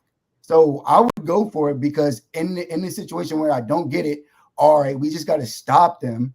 If we stop them, we still got 3 timeouts. They kick it. We got more time on the clock just to only have to get to field goal range. So that was really bizarre, but I don't know if you kind of saw. Damn, what the hell? Yeah, bro, you sounding like, nigga, do you smoke cigarettes now? And you didn't tell me? No, but I think I got a cold coming on. But I don't know if you saw, but like Lamar was like limping at the very, very end of that game before they kicked. So I wonder if he wasn't limping or whatever was wrong with him wasn't affecting him, if they would have went for it. And or I wonder if I really want to know what their thought process was because in my eyes, it's 4th and 3. You got Lamar, bro. That's QB power. QB power for 3 yards is a touchdown. I mean, not a touchdown, it's a first down. Yeah, or like you do some fake to Derrick Henry and you think it's Lamar running and something. So, I mean, that also feels like something they would say post-game or like Monday after, like, yeah, this is what we were planning on doing. But maybe also they don't want to let teams know that. I don't know. I mean, right, because again, it's the first game of the season, and it's but this isn't important ass game though, because think about last year when the Bengals lost to the Patriots game 1, and I said from the jump that game's going to fuck them. What happened? They missed the playoffs by 1 game. No, I'm not saying Baltimore is going to miss the playoffs. My point is this might be the difference between home field advantage. This game right here. Yeah. But at least you're comfortable playing in this goddamn stadium at this point. Yeah.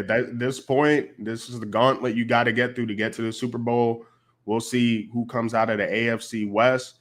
But yeah, man, I think also this is a Keon Coleman come out game, bro. Keon Coleman was looking like a beast. Yeah, man, Keon Coleman was going crazy. I mean, against this Ravens defense, I'm super high on Keon Coleman. I'm mad I don't have stocks to him.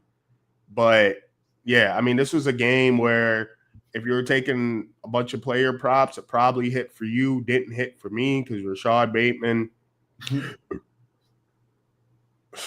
I'm just tired to think about it. But hey, James Cook also showed why he deserved to be paid.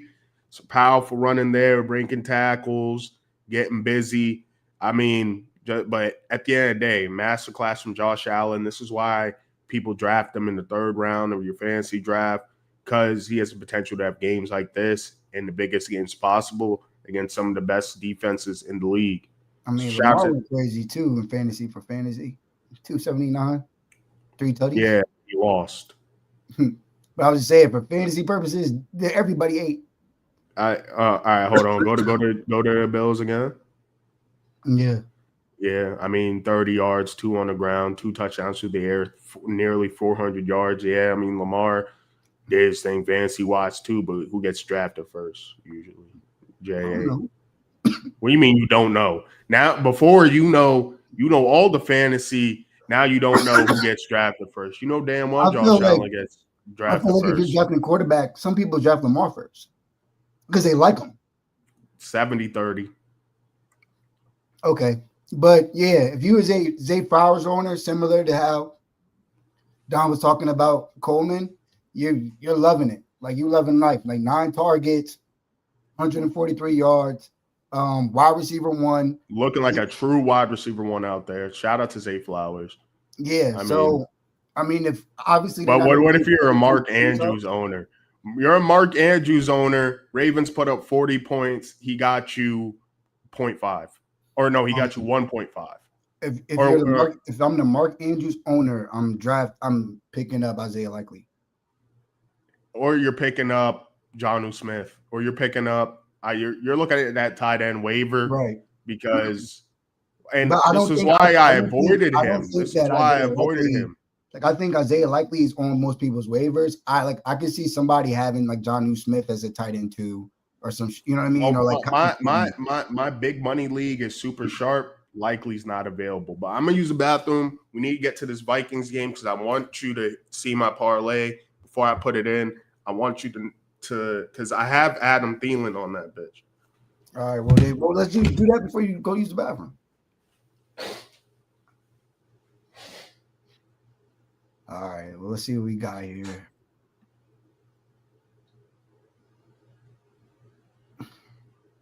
Vikings versus Bears. It's literally in 5 minutes.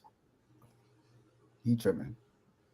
But I got a little parlay for y'all. I'm about to put it in the chat or give it to y'all, whatever. Let me see.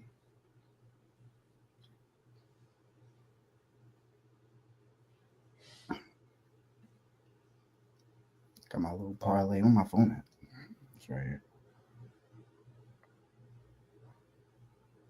Let's go.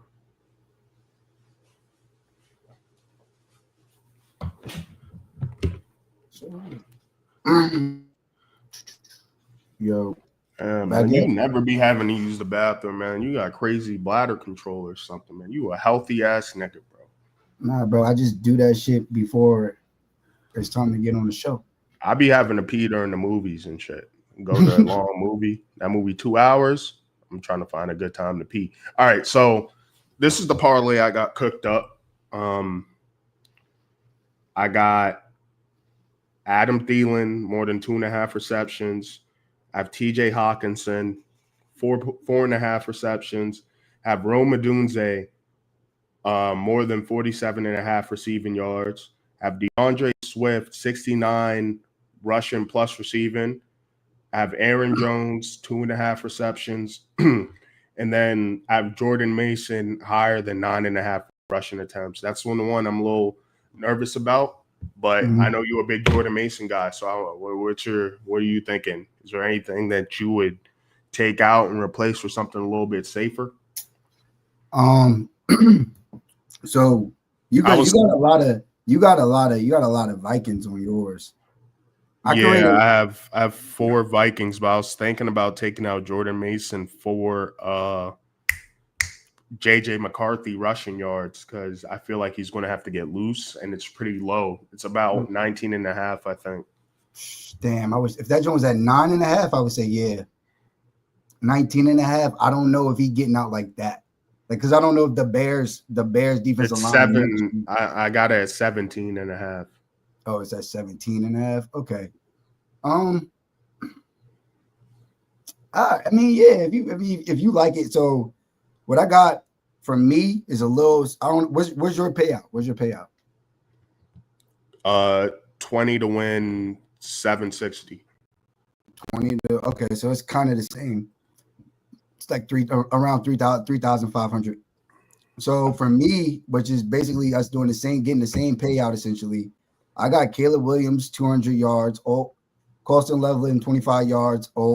Roman Doomsday 50 yards plus. And then I got Adam Thielen three receptions. Roman Doomsday to score a touchdown, and Jordan Mason anytime touchdown scorer. How do you feel about the 9.5 rushing attempts I have for Jordan Mason? It's just I don't know. It's like a game. It's like a game script thing, right? Right. Yeah, like that one's making me nervous. I'm taking that one out. Yeah, like I think like yeah, with Jordan Mason, the only thing I really bet on was him to score a touchdown. What did you have for Caleb? For Caleb, I had 200 passing yards. Yeah, I might add that with his rushing yards, right? Let me look up his because we got a couple more minutes until this game starts. Yeah. Caleb Williams, 2024 stats. Let me see how much. Let's see. I mean, this is a division game, so let's see how he tends to get busy. Nigga, the whole. Here's the thing, though. The only reason why I'm betting the way I am is because I'm basically betting on him and Ben Johnson, like coming to cook up. Yeah, like I'm betting Rome to be basically be Amon St. Brown. I'm betting that Colston Loveland's Sam Laporta, and I'm betting that Caleb's at the helm running the shit, so he gonna get obviously the passing yards. Then Adam Thielen, like I said, he's a veteran. I'm betting that he's going to be the security blanket tonight. That's why I have that one. And then Jordan Mason, I'm like, if it's a goal line carry, it's not going to be Aaron Jones. Like, I'm betting that if it's a goal line carry, it's not going to be Aaron Jones. I could be wrong, but that's what I'm betting on. So I'm betting on Jordan Mason getting into the end zone, goal line situation type shit. Like JJ, get him down there, get him to about the 3, and then yeah, we go ahead and punch it in with Jordan Mason. Let's see. Against the Vikings last year, he had 3 rushing yards in one game and 33 in another game, and that went to overtime. So, yeah, I mean, I kind of do like the passing yards, that play, and I think I'm going to add the Colston Loveland as well. You don't think Cole Kmet might dip into that a little bit? I mean, dipping into 25 yards as the first round 10th overall pick. And Ben, you know what I mean? You picked him over, and yeah, you picked him over Tyler Warren. Like I'm pretty confident that we're not going to be able to get this number in 3 weeks. Again, yeah. All right. So here's my parlay now, and I actually get a better payout taking out the Jordan Mason. So Aaron Jones 2.5 receptions, Adam Thielen 2.5 receptions, Colston Loveland 28.5 receptions. What? 28.5 receptions? Yards. I mean, receiving yards. My bad. I'm getting finessed. DeAndre Swift, 69.5 rushing plus receiving. Rome Odunze, 47.5 receiving, and then TJ Hawkinson, 4.5 receptions. I think he's going to be a security blanket along Adam Thielen. All right. How do you feel about the Swift? It's too many legs for me, but like, yeah, I'm not saying like I don't know. I don't have him on my leg. But the same way you have Colston Loveland being the Sam Laporta, you don't think Swift can be the Gibbs? I don't know. Like, you know what I'm saying? I don't know. He could be, and you win bets, but I don't want to put money on Swift yet until I see how he is. Because I'm gambling. Basically, what I'm doing is I'm gambling on what I like. I'm gambling on Rome because I think he's going to be like I think he's going to be the wide receiver one on this team. I'm betting on Caleb having a good showing because Ben Johnson wants to have a good showing, and I'm betting on Colston Loveland getting to 25 yards, and then I'm basically betting that like Jordan Mason. The reason they brought him in was for short yardage work, so I'm just betting that if it's some short yardage work, he's going to get that, and I'm just betting that Adam Thielen is going to be that vet for the second year player, and he's going to show up and get these 3 receptions. Like my joint is 6 legs. Like my share is 6. My share is 6 as well. Okay, yeah. So yeah, and I would just bet on the players that I kind of trust. And all right, I just made my shit 7, so I added Caleb, Russian plus. What do you mean promo's not available no more? What are you talking about, bruh? Oh my god, bruh. They got rid of the promo. Damn, we should have got to this shit sooner. Mm-hmm. Oh, okay. I got a better promo. We're locked in. Better promo. 20 to win 1,200. We got Aaron Jones 2.5 for my shit. DeAndre Swift 69. Because the way I see it, if he gets it in the receiving, cool. That goes to the Caleb thing. Got Caleb 244 passing plus rushing. Colston Loveland 28.5. Rome Odunze 47.5. Adam Thielen just need to get 3 catches. TJ Hawkinson 5 catches. Aaron Jones 3 catches. And Swift 70 yards all purpose. And it's time for me to go get some food to watch this game and see if I'm a band richer. All right. Good luck. Good luck, man. I mean, we have similar legs, so, hopefully we're clinking champagne glasses here by New Year's, Hopefully. Birthday coming up a few weeks, so. Yeah. Well, like and subscribe our YouTube, man. We're trying to get to 100 subscribers, man. But this game's about to come on. Hopefully we entertained y'all for this game. Who do you think's gonna win? I got the Bears. I have no clue. I got the Bears because what I just saw from the Lions, I think that has to do with losing Ben Johnson and Aaron Glenn, but more importantly, Ben Johnson. And with all these weapons, and I mean, they just traded for Joe Tooney. So this O-line should be able to protect Caleb. I think Caleb gets unlocked here, and I don't know what to expect from J.J. McCarthy. So good luck to that kid. All right. He said some corny shit earlier about he's going to war when he puts on the face paint. So let's see what they got. See what you got, Tiger. Let's see. All right, man. Matter of fact, we got the game starting. We out of here, man. Catch us back Wednesday for Like, Love, Lot 3.